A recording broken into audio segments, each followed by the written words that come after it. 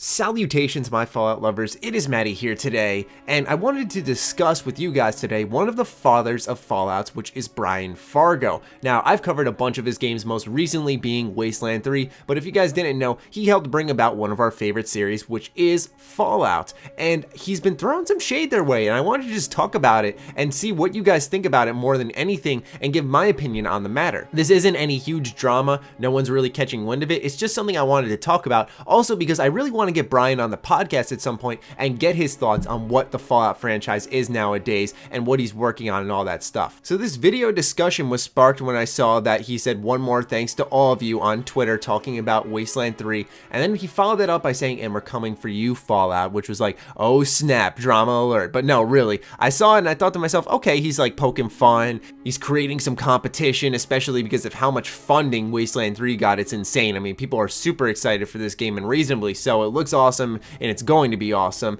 but he's openly challenging a series he formerly owned and one that has made a lot of money, which we'll get into a little bit. But the reason why I'm like, is he throwing shade this way? Does he have an issue with the direction that the Fallout franchise went in? When I looked at this tweet that a viewer sent me where he said Fallout 4 Wasteland Workshop DLC detailed coming April 12th. He says, really, Bethesda? Wasteland Workshop, which sounds like some super big disappointment. And now this was definitively the worst DLC, I'd say, since the horse armor Bethesda did.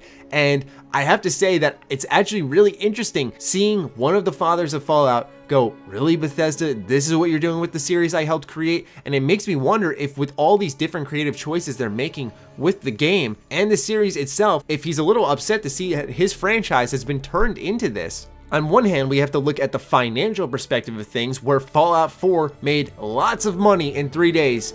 Meanwhile, when Fargo worked on the series, they didn't succeed really that much, where they had to sell the series. So that's one way of looking at things, where it's like he can talk all he wants, Bethesda's the one making money and is going to ignore what he says. But also, I think it does speak volumes to where this series has gone in the terms of direction when you have one of the original creators looking at it and saying, really? Are you kidding me? And challenging like, hey, we're coming for you. From my perspective, I think there's a creative difference here, but I can see exactly why Brian would be upset, because when I think Fallout, especially if you're one of the creators of it, chances are his original idea was not, let's have a Minecraft mode. Still, this is just information I wanted to share with you guys to get the discussion going in the comments and just hearing what you guys have to say about this topic, because it's actually really interesting to see him being so upset over it. And I want to see, do you guys understand where he's coming from? Because I personally do, but I want to see if you guys have a similar train of thought, or do you think that he shouldn't even waste his breath because of the fact that Bethesda has done so well with the Fallout franchise, at least in the terms financially? Once again, I'm really curious to hear everyone's thoughts on it,